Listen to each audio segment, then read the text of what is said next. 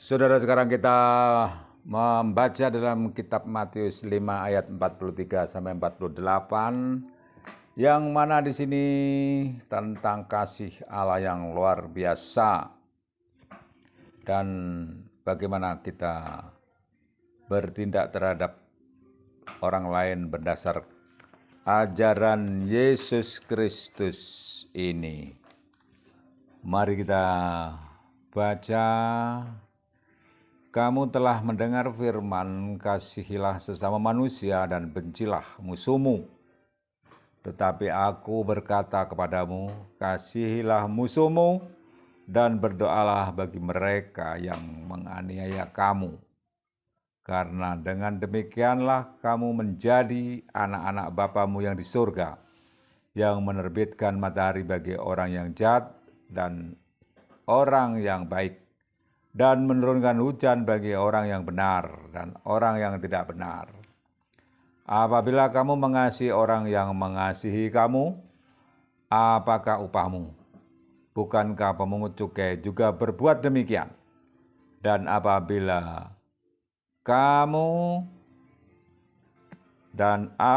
kamu hanya memberi salam kepada saudara-saudaramu saja, apakah lebihnya daripada perbuatan orang lain?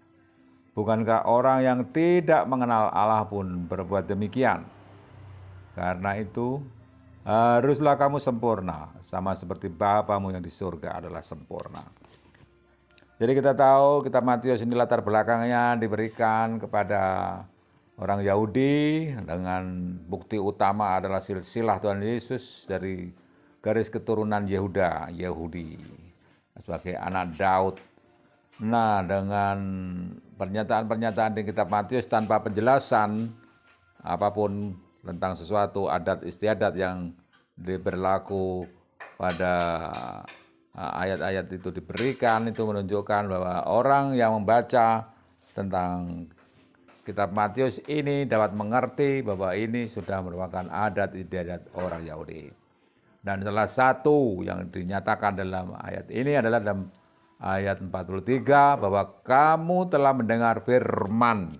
Berarti sudah ada firman yang diterima oleh orang Yahudi pada masa sebelumnya dari kitab Taurat, bahwa kamu telah mendengar firman, kasihilah sesamamu manusia dan bencilah musuhmu. Berarti di sini ada firman dari kitab yang dipelajari orang Yahudi pada waktu lampau, yaitu di dalam Imamat 19 ayat 18 mengatakan demikian.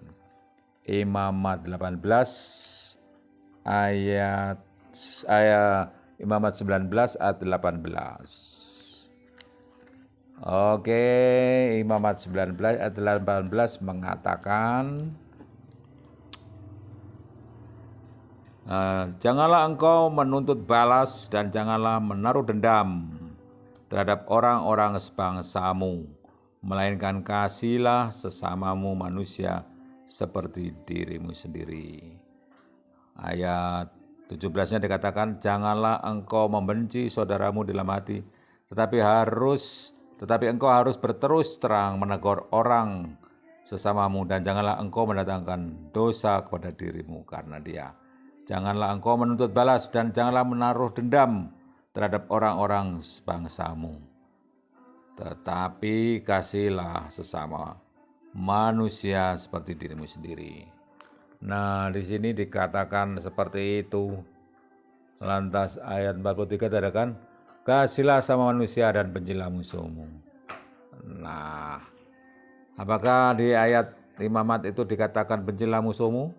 Saudara, di ayat itu tadi di dalam kitab Imamat kita tidak mendapatkan kata-kata bencilah musuhmu, saudara-saudara ya. Lalu bagaimana dikatakan bahwa kamu telah mendengar firman, kasihlah samamu, tapi bencilah musuhmu. Nah, kita tidak hanya melihat dari kitab di Imamat 19 ayat 18 saja bagi rujukannya, yang itu cukup untuk yang di depan, yaitu kasihlah sesama manusia.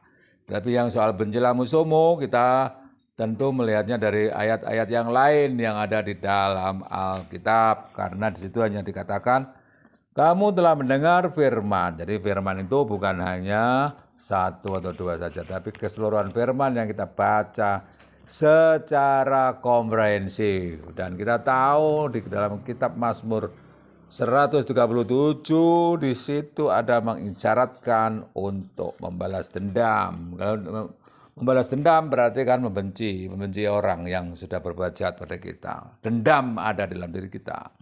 Maka kita menyatakan ingin pembalasan padanya. Seperti ini mari kita baca dalam kitab Mazmur 137 ayat 1 sampai 9. Nanti akan ketahuan konteksnya. Di tepi sungai-sungai Babel, di sanalah kita duduk sambil menangis. Apabila kita mengingat Sion pada pohon-pohon gandarusa di tempat itu, kita menggantungkan kecapi kita. Sebab di sanalah orang-orang yang menawan kita, meminta kepada kita, mendengarkan nyanyian, memperdengarkan nyanyian.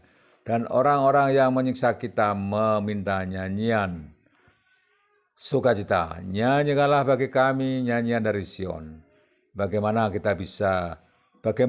kita menyanyikan nyanyian Tuhan di negeri asing? Jika aku melupakan engkau, Yerusalem, biarlah menjadi kering dengan tangan kananku. Biarlah lidahku melekat pada langit-langitku. Jika aku tidak mengingat engkau, jika aku tidak jadikan Yerusalem puncak sukacitaku. Ingatlah ya Tuhan pada Bani Edom, yang pada hari pemusnahan Yerusalem mengatakan, runtuhkan, runtuhkan sampai ke dasarnya. Hei putri Babel yang suka melakukan kekerasan, berbahagialah orang yang membalas kepadamu perbuatan-perbuatan yang kau lakukan kepada kami. Berbahagialah orang yang menangkap dan memecahkan anak-anakmu pada bukit batu. Jadi ini sangat jelas bahwa perbuatan jahat yang dilakukan oleh bangsa asing itu di sini secara tersirat dinyatakan ada keinginan untuk membalas dendam. Jadi dengan demikian orang asing yang sudah menjadi musuh mereka, orang Israel ini ingin mereka mengalami celaka atau balas dendam oleh karena itu. Dengan demikian itu kan berarti membenci musuh.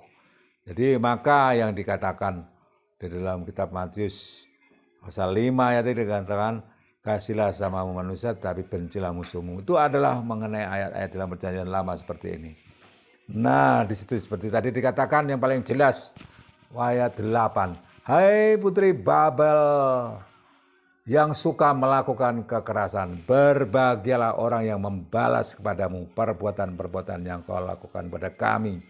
Berbahagialah orang yang menangkap dan memecahkan anak-anakmu pada bukit batu.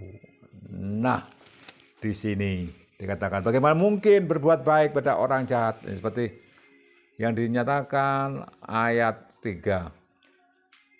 Sebab di sanalah orang-orang yang menawan kita meminta kepada kita memperdengarkan nyanyian, dan orang-orang yang menyiksa kita meminta nyanyian sukacita. Nyanyikanlah bagi kami nyanyian dari Sion. Bagaimanakah kita menyanyikan nyanyian Tuhan di negeri asing? Nah seperti ini. Bagaimana mungkin kita berbuat baik kalau di tanah musuh dan sebagainya. Lantas yang tadi terakhir jelas pada putri Babel dan orang-orang yang sudah menangkap orang Israel, menyiksa dan menghukum mereka dalam peperangan itu, mereka ingin balas dendam. Berbahagialah orang yang membalas dendam kepadamu. Nah itu, bahkan di sebelumnya kepada Edom pun ada doa buruk di situ.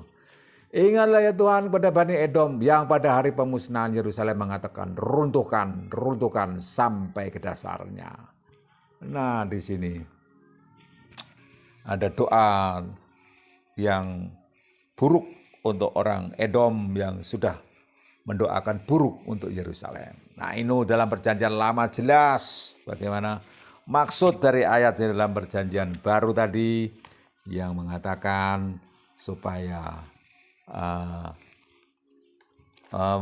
mengasihi sesama manusia tetapi membenci musuh. Dan ini ayat-ayat ini di dalam perjanjian baru dengan firman Tuhan Yesus ini menyatakan sebaliknya.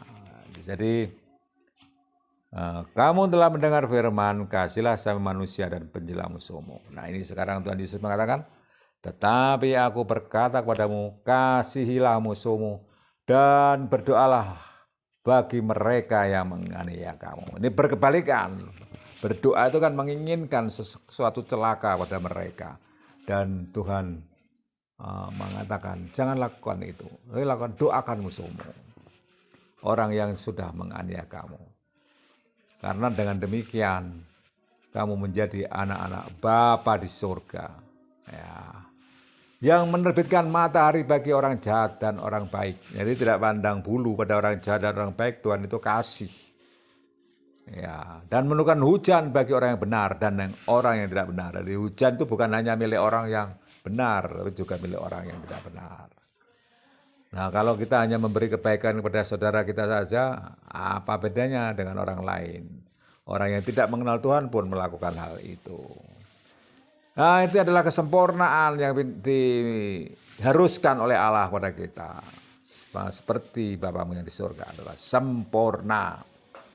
Begitu saudara, ada jalan tengah biasanya orang-orang yang balas dendam ini ingin membalas dendam karena disakiti orang. Biasanya dia mengatakan demikian, saya tidak mendoakan buruk kepada kalian, tetapi saya serahkan kepada Tuhan, supaya Tuhan yang berperkara. Jadi dia tidak mau menghakimi.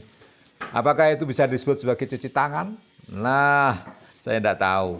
Tetapi yang pasti di firman Tuhan ini dikatakan demikian. Berbuat baik kepada musuh. Bisakah itu? Nah, kalau Tuhan sudah berfirman, Tuhan sendiri mengatakan bahwa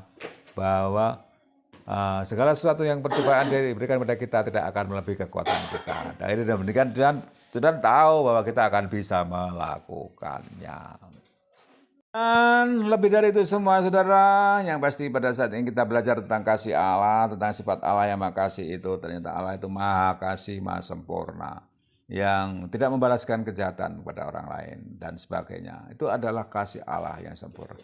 Dibandingkan dengan perjanjian lama kepada Allah menghukum orang-orang jahat, orang fasik dan sebagainya. Apakah ini bertolak belakang dengan perintah Allah yang ini? Yang pasti secara global kita melihat Allah itu kasih adanya. Khususnya dalam perjanjian baru, Allah betul-betul sempurna.